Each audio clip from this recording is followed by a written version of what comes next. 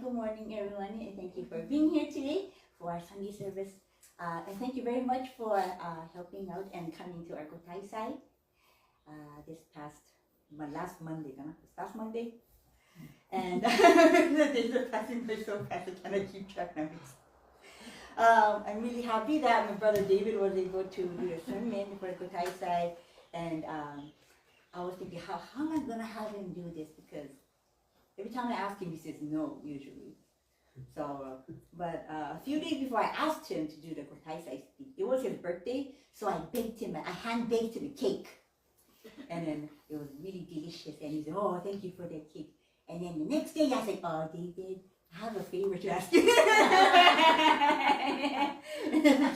Can you do the Kotai side? And he's like, I don't know what to talk about. I haven't done a sermon in a long time. I said, well, once you stand up here, it's going to come out. Kami-sama is going to help you. Then, sure enough, Kami-sama helped him. And I'm really happy because he hasn't done a sermon for about more than 3 years.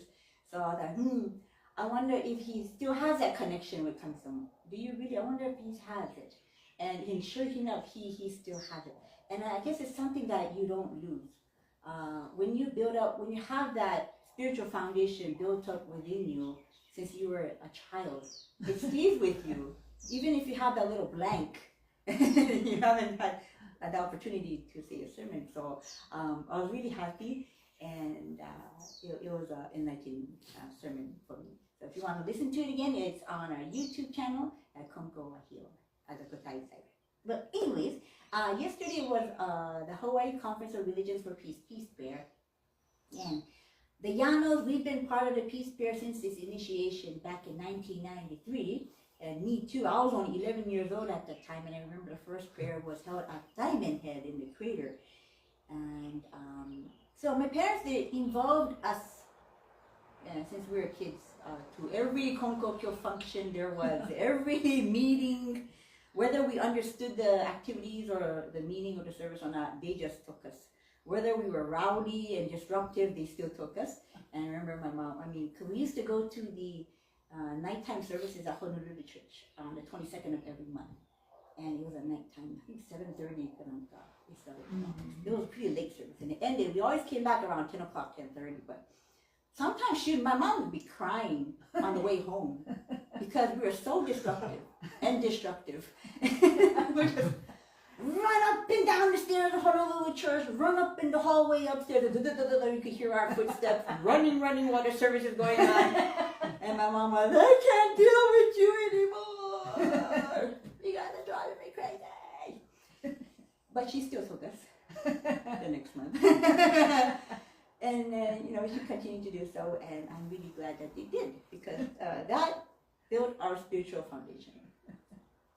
And it was through this constant immersion of the faith that I was able to develop my core values around them. So from a little age, I already knew that faith, family, and our good health is really the foundation of our life, and the three most important things for me.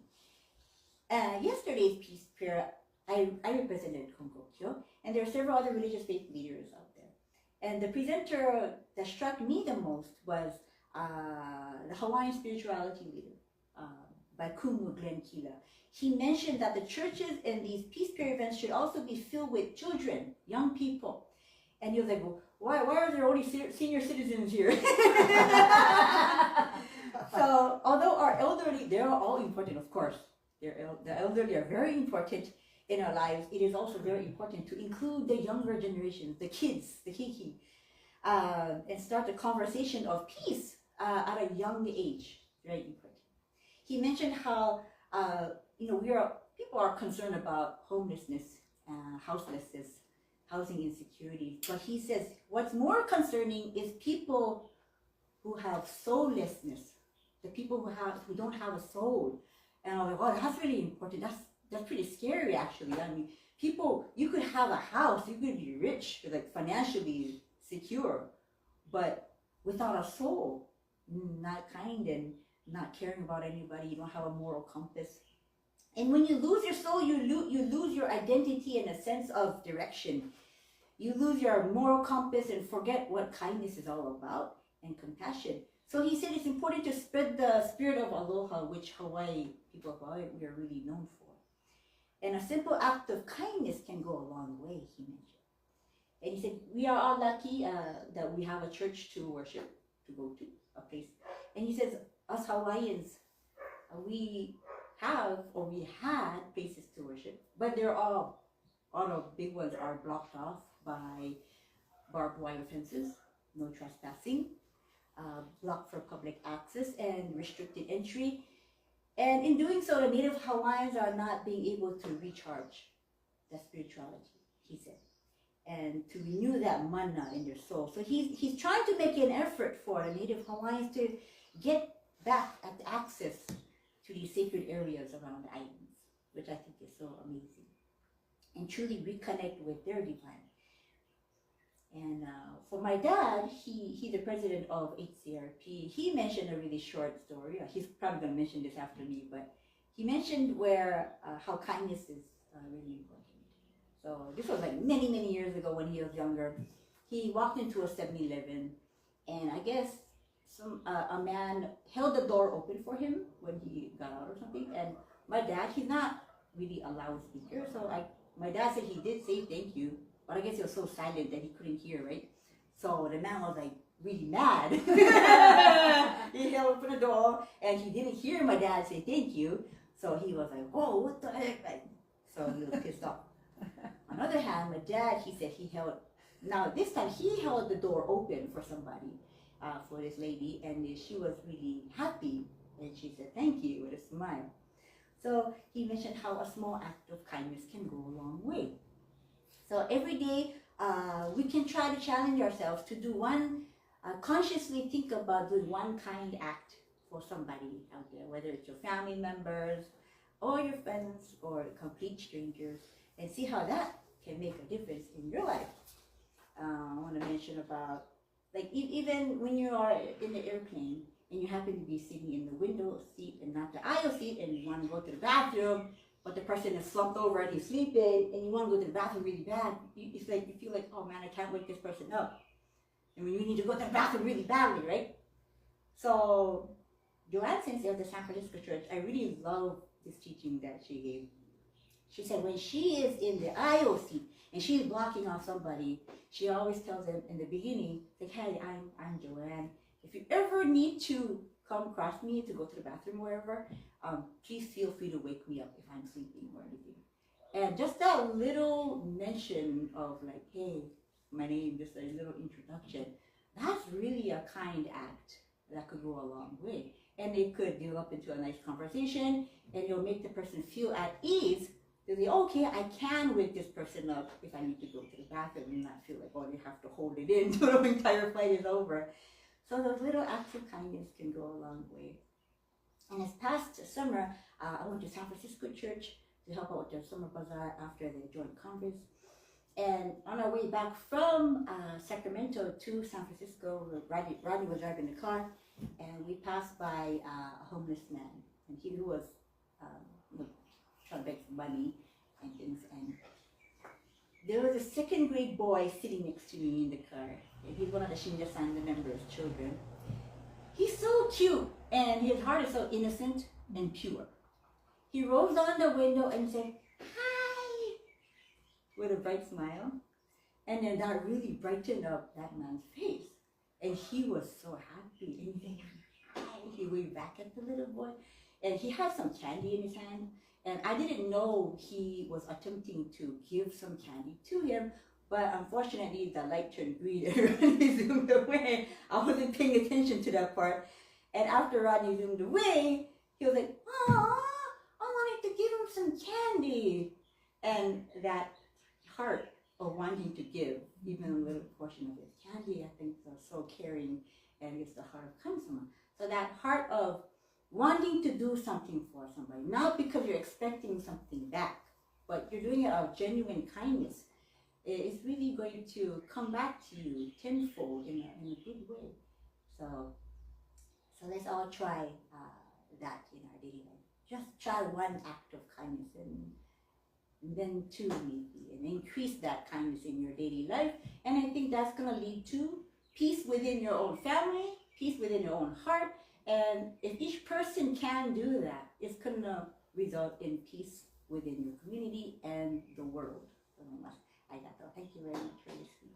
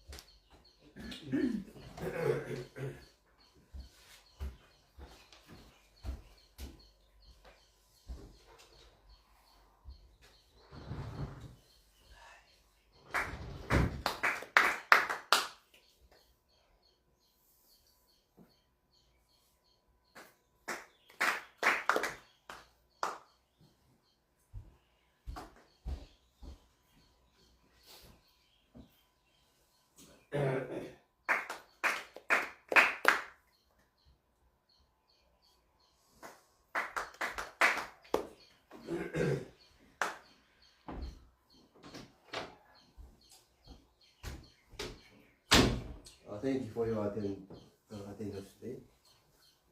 I enjoyed yesterday's meeting. Peace prayer. The speaker was Mr. Leo Kim Maida.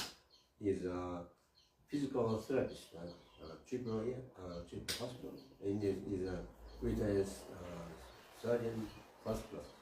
So many long history, amazing person. And the person he mentioned, there's no children over here. Young people is lacking the audience.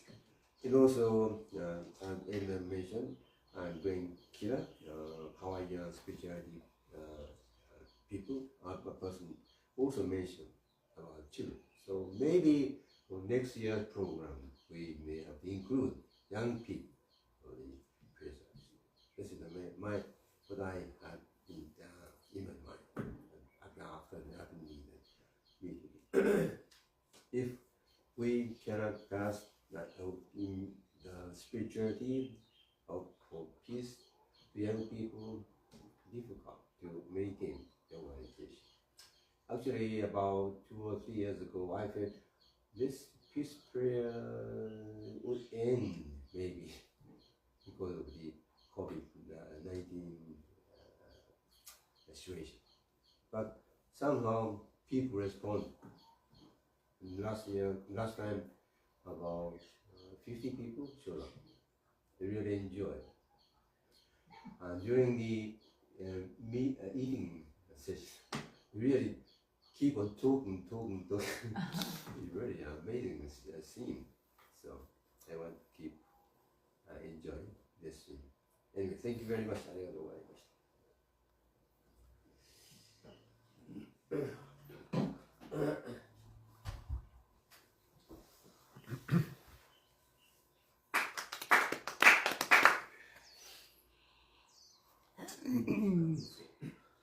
古代人天主彼の神に願い、影は我が心にあり、今月今日で頼めい。Sincerely with all your heart, divine wisdom, Nami's blessings begin within, hearts grateful and caring in harmony and joy.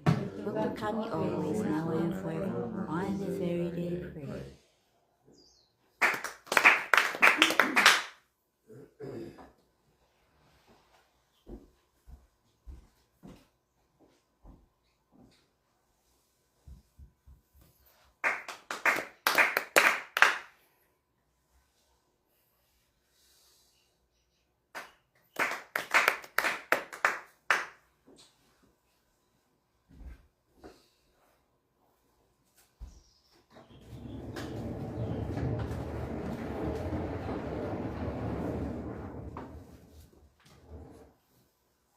Number one.